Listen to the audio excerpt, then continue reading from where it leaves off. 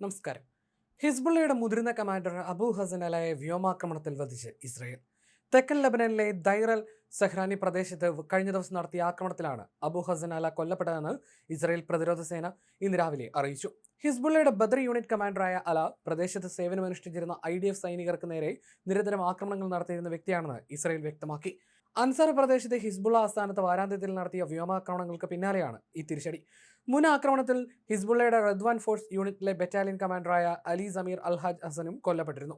വാരാന്ത്യത്തിൽ 3 IDF സൈനികർക്ക് ഗുരുതരമായി പരിക്കേറ്റ സംഭവത്തിന് മറുപടിയായിട്ടാണ് ഈ ആക്രമണം നടത്തിയതെന്ന് IDF വ്യക്തമാക്കി. അതേസമയം ആക്രമണം നടക്കുന്ന സമയത്ത് കമാൻഡർ ഹസന്റെ കുടുംബവും ആസ്ഥാനത്തിനുള്ളിൽ അദ്ദേഹത്തോടൊപ്പം ഉണ്ടായിരുന്നുവെന്ന് IDF ചൂണ്ടിക്കാട്ടി. കുടുംബാംഗങ്ങളായിരുന്നില്ല സൈന്യത്തിന്റെ ലക്ഷ്യമെന്നും അന്താരാഷ്ട്ര നിയമപ്രകാരം ഹസന് നേരെ മാത്രമായിരുന്നു ആക്രമണമെന്നും IDF പ്രസ്താവനയിലൂടെ വ്യക്തമാക്കി.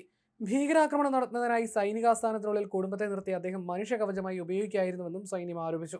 ഹിസ്ബുള്ള തങ്ങളുടെ സൈനിക കേന്ദ്രത്തിനുള്ളിൽ സാധാരണക്കാരെ നിർത്തിയിരുന്ന കാര്യം നേരത്തെ അറിഞ്ഞിരുന്നില്ലെന്ന് ഇസ്രായേൽ പ്രധാനമന്ത്രിയുടെ ഓഫീസും പ്രതികരിച്ചു. ഹിസ്ബുള്ള ബോധപൂർവ്വം സാധാരണക്കാരെ സൈനിക കേന്ദ്രത്തിൽ നിർത്തിയിരിക്കുകയാണെന്ന് IDF പിന്നീട് മാത്രമാണ് മനസ്സിലാക്കിയത്. ഇസ്രായേൽ സാധാരണക്കാരെ ലക്ഷ്യമിടുന്നുവെന്ന് ആരോപിക്കാൻ സ്വന്തം ജനങ്ങളെ മനുഷ്യകവചമാക്കുന്നത് ഉൾപ്പെടെ എന്ത് ചെയ്യാനും ഹിസ്ബുള്ള മടിക്കില്ല എന്നും പ്രധാനമന്ത്രിയുടെ ഓഫീസ് കുറ്റപ്പെടുത്തി. മറ്റ് അതിർത്തി മേഖലകളിലും ഇസ്രായേൽ സുരക്ഷ ശക്തമാക്കിയിട്ടുണ്ട്. ഗസ തീരത്ത് ഹമാസ് ചെറുബോട്ടുകൾ ഉപയോഗിച്ച് കടൽ മാർഗം ആക്രമണത്തിന് പദ്ധതിയിടുന്നുണ്ടെന്ന വിവരത്തിന്റെ അടിസ്ഥാനത്തിൽ ഇസ്രായേൽ നാവികസേന അയൺവാൾ എന്ന പേരിൽ പുതിയ തീരദേശ പ്രതിരോധ സംവിധാനം കൊണ്ടുവന്നു. ഇസ്രായേൽ ലെബനൻ അതിർത്തിയിൽ നിലവിൽ വലിയ സംഘർഷാവസ്ഥയാണുള്ളത്.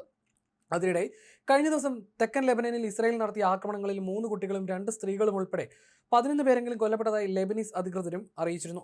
വെടിനിർത്തൽ ലംഘിച്ച് കുറഞ്ഞത് 3 IDF സൈനികർക്ക് ഗുരുതരമായി പരിക്കേൽപ്പിച്ച ഹിസ്ബുള്ളയുടെ ആക്രമണത്തിന് മറുപടിയായിട്ടാണ് ഈ വ്യോമാക്രമണങ്ങൾ നടത്തിയതെന്ന് ഇസ്രായേൽ വ്യക്തമാക്കിയിരുന്നു. ആക്രമണങ്ങളിൽ സാധാരണക്കാർ കൊല്ലപ്പെട്ടതായി ഇസ്രായേൽ പിന്നീട് വ്യക്തമാക്കിയിരുന്നു. ലക്ഷ്യമിട്ട മുതിർന്ന ഹിസ്ബുള്ള കമാൻഡറുടെ കുടുംബാംഗങ്ങളാണ് കൊല്ലപ്പെട്ട സ്ത്രീകളും കുട്ടികളുമെന്ന് തിരിച്ചറിഞ്ഞ ഇസ്രായേൽ ഭീകര സംഘടന ബോധപൂർവ്വം സൈനിക കേന്ദ്രത്തിനുള്ളിൽ സാധാരണക്കാരെ നിർത്തുകയായിരുന്നുവെന്നും ആരോപിച്ചു. ടയറിന് വടക്കുള്ള അൻസാറിലെ ഒരു വീടിന് നേരെ ഇസ്രായേൽ യുദ്ധവിമാനങ്ങൾ നടത്തിയ ആക്രമണത്തിൽ 7 പേർ കൊല്ലപ്പെടുകയും 2 പേർക്ക് പരിക്കേൽക്കുകയും ചെയ്തിരുന്നു.